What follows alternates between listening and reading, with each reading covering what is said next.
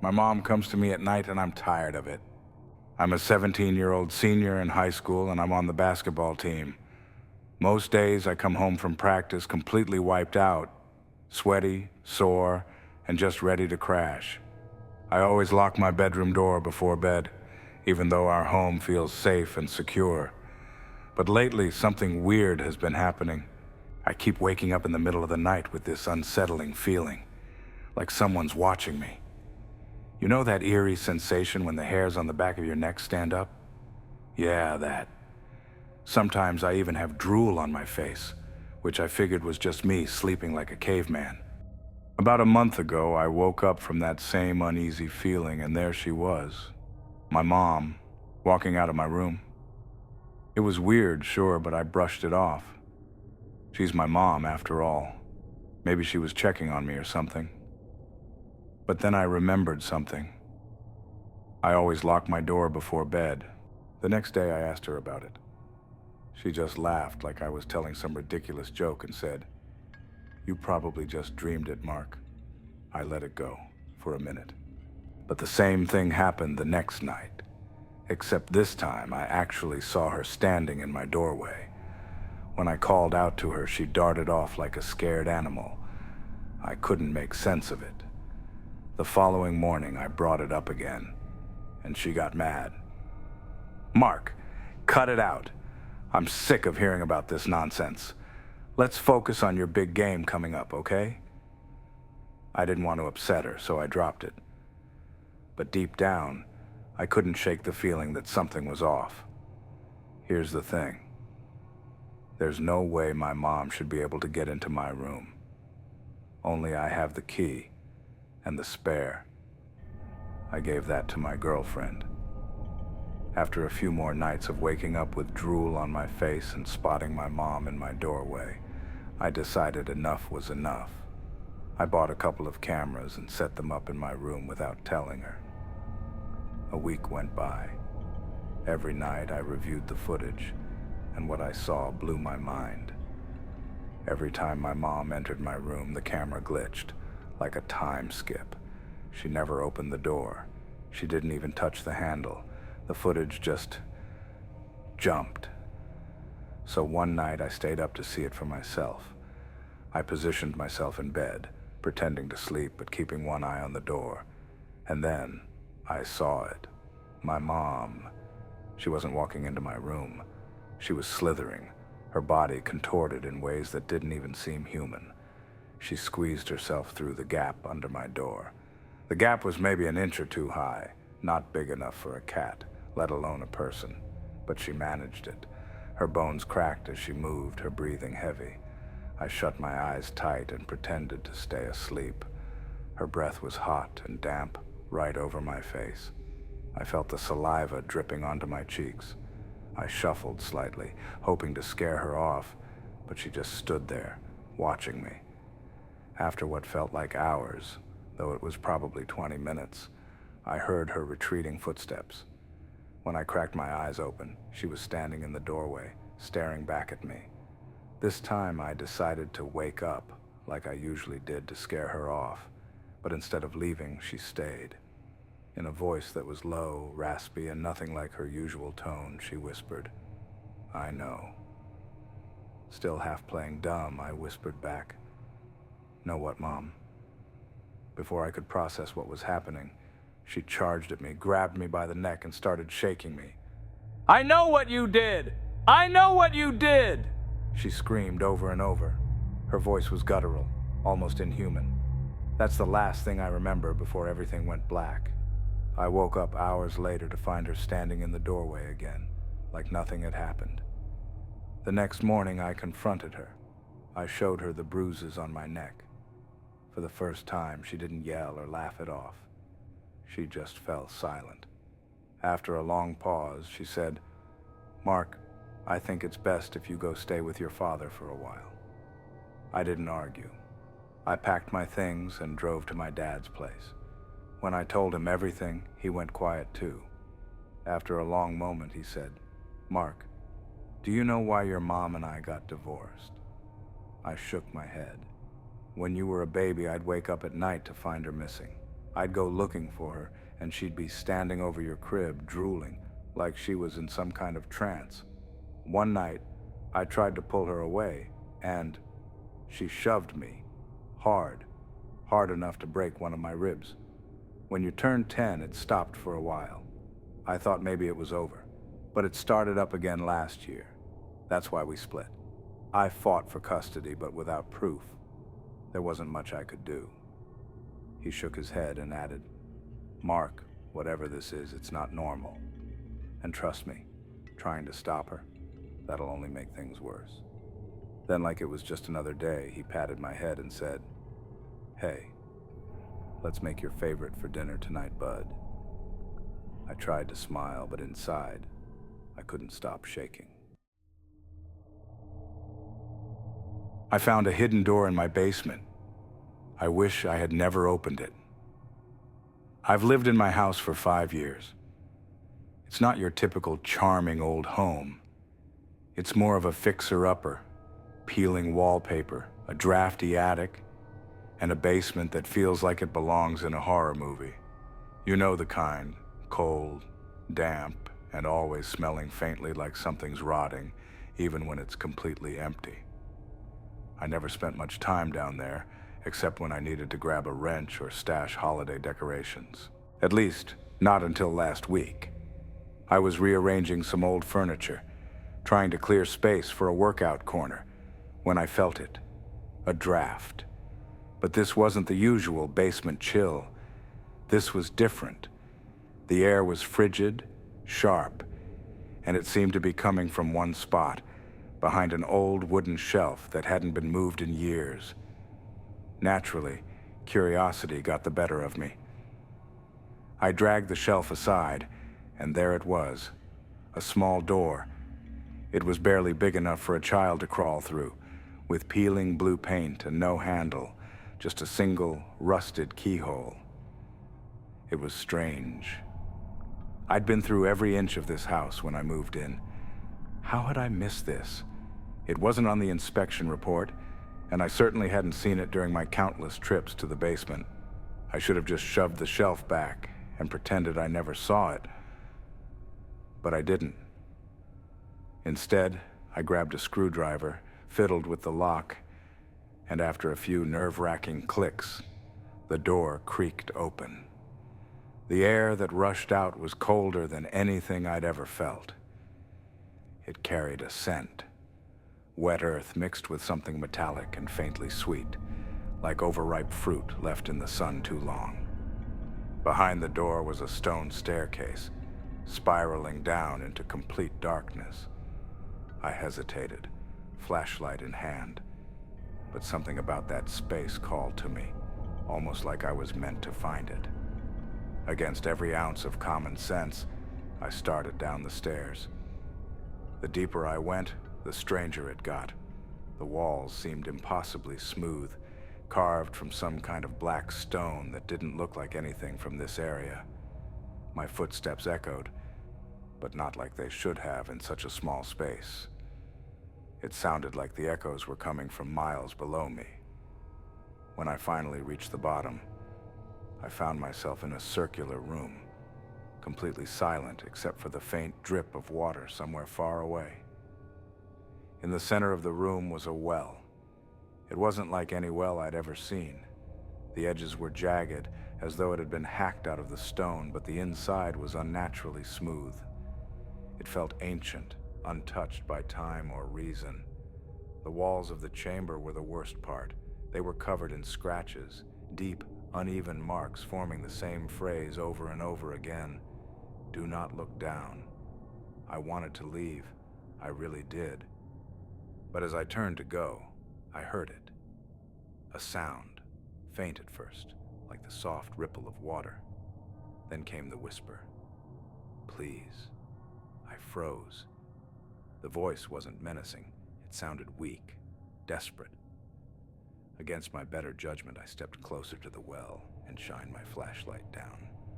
The light barely pierced the black water at the bottom, but then the surface began to ripple. Slowly, something started to emerge. At first, it looked like a person. Pale skin, smooth and featureless, rising out of the water. But as it came closer, I realized it wasn't human. Its eyes were too big, round and lidless, and its mouth stretched impossibly wide, filled with jagged, needle-like teeth. And it was smiling. The whisper came again, clearer this time. "Help me." I stumbled back, dropping the flashlight. Darkness swallowed the room for a split second before the light blinked back on. By then, the thing was gone. I didn't waste another second. I bolted up the stairs, heart pounding, and slammed the little door shut. I shoved the shelf back into place, threw myself onto the couch, and tried to convince myself it was all some crazy dream. But that was only the beginning. Since then, things have been happening. Things I can't explain. I hear scratching at night. Soft at first, but it's getting louder. Last night I found wet footprints leading from the basement door to my bedroom. This morning I woke up to find the words "Do not look down" scratched into the wall above my bed. I haven't gone back to the basement. I don't think I ever will. But the whispers, they're getting closer. And now, I think they're calling my name. I got into a car accident and now something is wrong. My toenails were painted black. That's the first thing I noticed when I woke up in the hospital. The sheets on the bed were scratchy against my legs, and the blanket they'd given me wasn't much better. My foot stuck out from under it, and all I could do was stare at my toes. My toenails were painted black. They told me I'd been in a car accident. My car flipped multiple times, and apparently it was nothing short of a miracle that I'd survived. I didn't remember much, just driving, another car barreling toward me, and then nothing. When I came to, I was in a hospital bed with an IV in my arm and a body that felt like one big bruise. But those black toenails, they didn't make any sense. I hate black. It's just not my color. And I couldn't remember ever painting my nails, let alone painting them that color. The door to my room opened, and my husband, Tyler, walked in. "Hey," he said softly. "Are you okay?" Relief washed over me seeing him there. I gave him a small smile and shrugged. Happy to be alive, I guess. He studied me carefully, his eyes scanning my injuries like he was trying to figure out just how broken I was. "I had a meeting in the city when I got the call," he explained, sitting down next to me. "I'm so sorry it took me this long to get here." I waved him off. "Don't worry about it. It's not like I've been partying it up or anything." He gave a strained laugh but kept staring at me, his face tight with concern. "Do you remember anything about the accident?" he asked. I shook my head. "Not really, just driving and then waking up here." "No white light? No life flashing before your eyes?" he teased, a faint smile on his face. "This isn't a movie, Ty," I said with a smirk. "No celestial waiting rooms or dramatic decisions about coming back to life." He chuckled softly. "Still, not every day you get to talk to someone who's had a near-death experience. Let's hope I'm the only one you know who almost died." We sat in silence for a moment, but there was something I couldn't get out of my head. "What kind of meeting were you in?" I asked. "Tyler's a third-grade teacher. Not exactly the type to have meetings outside of school." He frowned. "I told you about this last week. A guy needed legal advice for his lawsuit, and I offered to help. You don't remember?" My stomach twisted. Legal advice. Tyler wasn't a lawyer, and he'd never mentioned anything like that before, but I forced a laugh, hoping to brush it off. "Oh, right. Sorry, the painkillers must be messing with my memory." He didn't look convinced, but thankfully he didn't press further. "Oh," I added, trying to change the subject. "Who's watching Daisy?" "Your parents," he said, his voice light. "She's totally fine. They send their love." Relief flooded through me.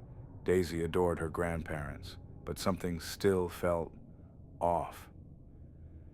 "Let's get you home," Tyler said, giving me a soft smile. The drive back was uneventful, but as soon as we pulled into the driveway, that uneasy feeling came back. Everything seemed almost right, but not quite.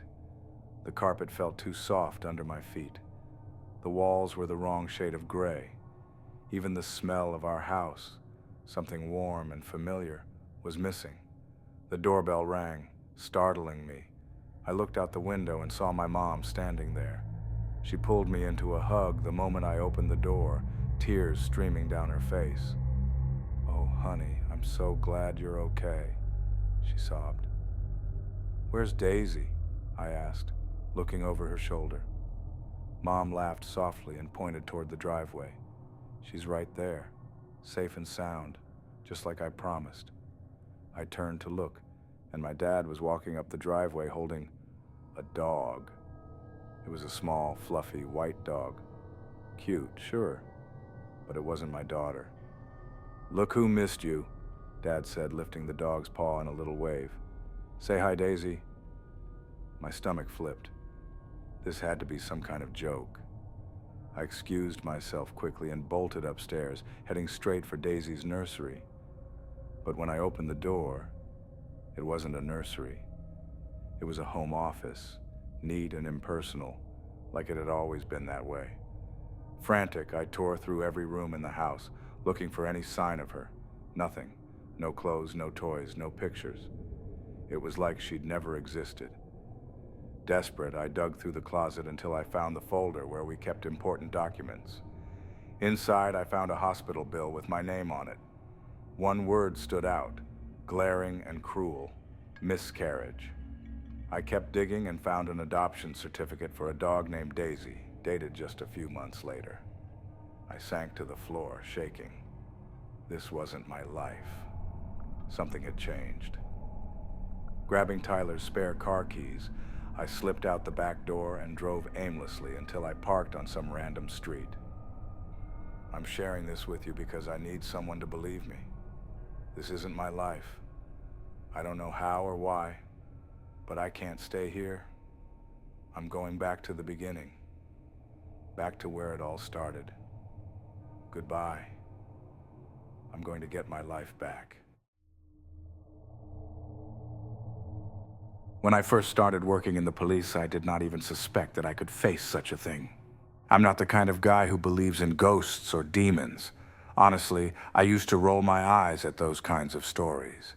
But that was before that night. Sure, weird stuff happens. Stuff you can't always explain. But trust me, it would have taken more than a couple of floating spoons or a creaky door to scare me out of my job. What happened was way beyond that. Since the department didn't classify this police report as confidential, I figure I'm free to tell you exactly what went down on the most terrifying night of my life.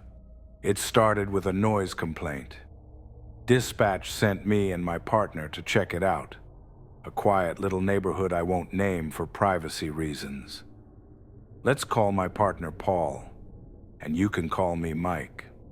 It was after midnight when we rolled up to the house. The street was dead silent. Not a soul stirring.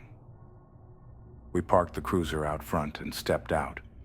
The crunch of gravel underfoot, the only sound. We knocked on the door and announced ourselves. "Police, is anyone home?" After a moment, the door creaked open, and this little girl, maybe 8 or 9, peeked out. I crouched to her level, trying not to come off as intimidating.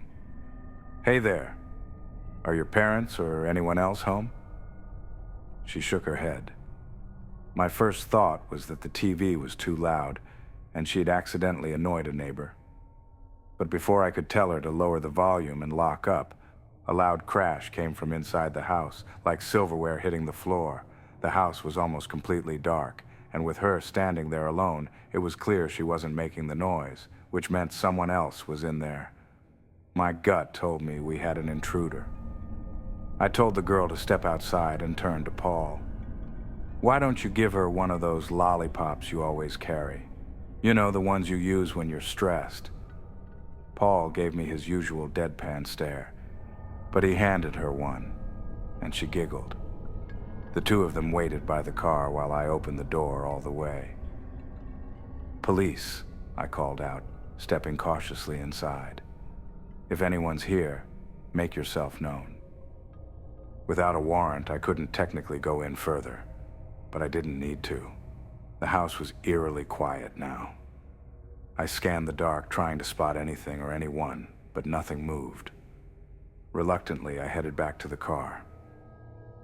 "Hey again," I said to the girl. "I don't think I introduced myself.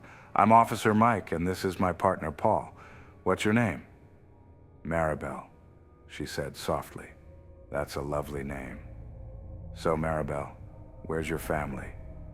The second I finished asking, the living room TV inside the house blared on at full volume. Paul and I whipped around to see static flooding the screen through the open door. We put Maribel in the back seat of the cruiser for her safety, protocol, and, against our better judgment, headed back into the house. Every light switch we tried was dead. As we carefully moved through the rooms, I kept seeing something, someone, reflected in the mirrors. At first, I thought it was Paul, but every time I looked behind me, he wasn't there. When we finally regrouped near the front door, we both froze. Footsteps echoed loudly down the hallway, coming closer. Guns drawn, we aimed toward the sound. But no one appeared. Suddenly, the noise erupted into chaos. Lamps, chairs, and random objects started flying around as if thrown by invisible hands. The footsteps thundered toward us, and we bolted outside, stopping on the lawn. Just then, the police siren on our car started wailing. I ran to shut it off, glancing back at Paul. "You good?" I asked. He pulled out a lollipop, unwrapped it, and stuck it in his mouth. "Yeah. You?" I nodded, then checked on Maribel in the back seat. She looked calm. Too calm, honestly, but said she was fine. I walked back to Paul, who was staring at the house like he was trying to piece something together. "Mike," he said slowly, "did you notice the photos on the walls? Family pictures?" "Yeah, what about them?" "She's not in any of them." He pointed toward the cruiser where Maribel sat. Chills ran down my spine. "What are you getting at?" The footsteps ran outside, then the siren goes off. "Of all the buttons in that car?" "You're saying Maribel's haunted?" He shrugged. "You got a better theory?" I didn't, and that's what scared me. Paul turned and started walking back toward the house. "What are you doing?" I called after him. "It shows up in the mirrors," he said. "We can find it." I followed him inside, watching as he grabbed a book and smashed a mirror. Glass shards scattered everywhere. "What the hell are you doing?" "That's someone's property." He handed me a shard. "Come on, Mike. How often do you get the chance to arrest a ghost?" We moved through the house again, using the mirror pieces and our flashlights to scan for something. I prayed nothing would show up, but of course it did. Out of nowhere, this red, skeletal arm swung at me, slicing through my uniform and my back. I hit the floor, dropping the shard, which shattered into smaller pieces. The thing kept clawing at me until Paul fired his gun. The screech it let out was inhuman, fading as it vanished. We stumbled outside, bloodied and shaken, only to find Maribel was gone. The cruiser door was wide open. Back at the station, we tried to explain what happened, but no one believed us. The body cams we'd relied on to back up our story had mysteriously turned off the second we entered the house. The only part our captain took seriously was Maribel. He pulled up a missing persons report. "Is this her?" he asked. It was. I handed in my badge a few days later. I'd rather quit than live with the looks everyone gave us. But I'll say this. Next time a door creaks open or something moves on its own, check the mirrors. You might not like what you see. I was sure my dad was cheating on my mother, but what I discovered was so much worse. This week has been a whirlwind, and I'm still trying to wrap my head around it all. Honestly, I'm not even sure why I'm sharing this. Maybe I don't want it to make sense, because if it does, it might break me even more. Growing up, my dad was my hero. No matter what life threw at him, he'd always have a big, reassuring smile just for me. I idolized him. That's probably why what happened feels so impossible to comprehend. My mom was incredible too.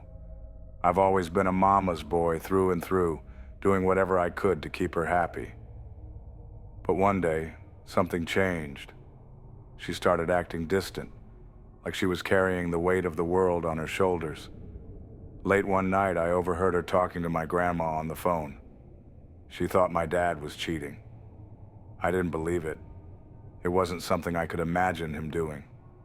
She mentioned some weird smell on his clothes, but I brushed it off. Maybe he'd just been working harder than usual. Still, I couldn't shake the unease, so I decided to confront him. If something was wrong, I figured I could handle it better than Mom could. Or maybe I just needed to know for myself. That night, my mom was cooking dinner, and I was sitting at the table, waiting. Dad was late, an hour late, which wasn't like him at all. We ate in silence, but I could see Mom glancing at his empty seat and then at the clock. I didn't say a word. I didn't want to embarrass her by admitting I knew what was going on. By the time Dad finally slipped in through the back door, it had been over 2 hours. As I got up to say something, he shot me a nervous smile and headed straight down to the basement. That wasn't normal for him. My stomach churned. Something was definitely off. I followed him downstairs. As I descended the narrow steps, that strange smell Mom mentioned hit me. It was awful, like a mix of old, sweaty gym socks and the damp, stale air of a forgotten attic. Then I heard him. He was on the phone, crying, sobbing really, begging for forgiveness. I froze on the last step, forgetting it creaked loudly. His head whipped around, and when he saw me, the warm, familiar smile I knew was gone. In its place was something terrifying, a look of pure rage. He lunged at me before I could react, grabbing the front of my sweatshirt. I was petrified. It didn't feel like my dad anymore, and for a moment I thought he was going to hurt me. But then he stopped. His face softened, and he hugged me tightly, like he was ashamed of himself. That's when I noticed the phone still in his hand. I swear I could hear laughter on the other end. A high, eerie laugh that made my skin crawl. Dad let go of me and backed into the corner of the basement, crumpling onto the floor, sobbing again. The next day, I decided to follow him.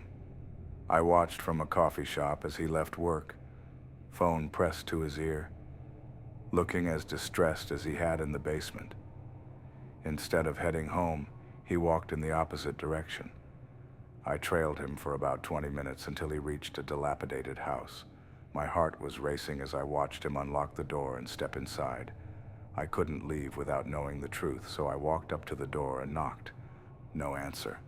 I circled around the back, and that's when I saw him through a window. He was sitting in a chair in an empty room, barefoot and crying. But he wasn't alone. Something was crawling toward him. At first I thought it was a person, but its movements were unnatural, almost insect-like. It had long, tangled hair that partially hid its skeletal, pale body. It sniffed the ground as it crept closer to him, and the closer it got, the harder he cried.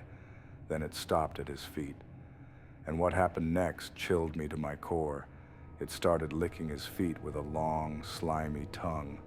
My dad went from crying to laughing uncontrollably, almost hysterically. I screamed for him, pounded on the window, but he didn't even look at me. There was someone else in the room, a small, childlike figure that seemed to command the creature. They were giddy, almost manic, as my dad laughed himself into a frenzy. Suddenly, a little girl walked into the room.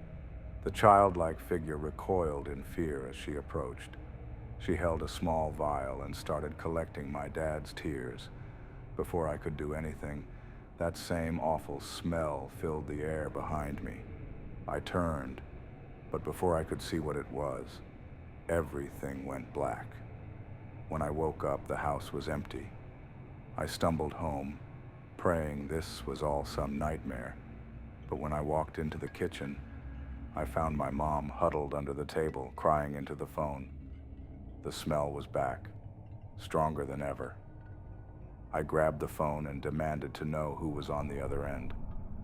A little girl's voice laughed, a cold, mocking laugh that sent chills down my spine. Then she spoke, her tone dark and urgent. Your mother's tears are going to taste so much sweeter than your father's. If you like these stories, please don't forget to like this video, subscribe to the channel, and click the bell to listen to new stories from Mr. Fear every day. Thank you for watching.